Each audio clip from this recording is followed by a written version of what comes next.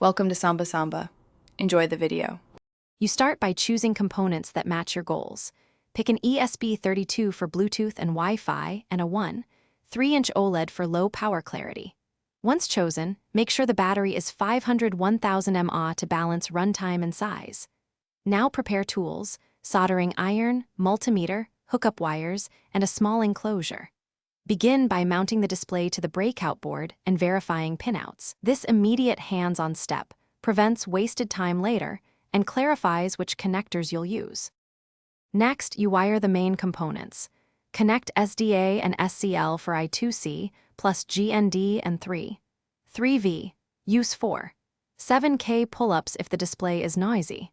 Solder connections neatly and route power through a TP4056 charger module so you can safely charge the Li-ion battery. Then attach optional sensors, an accelerometer for gesture input and a pulse sensor for heart data, making sure to assign unique I2C addresses or use separate pins. Finally, you flash firmware using Arduino IDE or Platform I/O, writing a UI loop that updates the display and handles BLE notifications.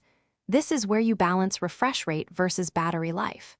Design or 3D print a case that fits the board, battery, and buttons, leaving ventilation near the regulator. Make sure to secure the display and test charging.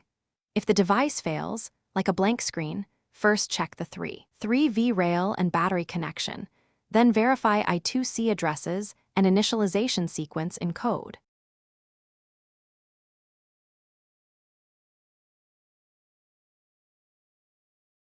Thanks for watching. Consider subscribing if we helped you.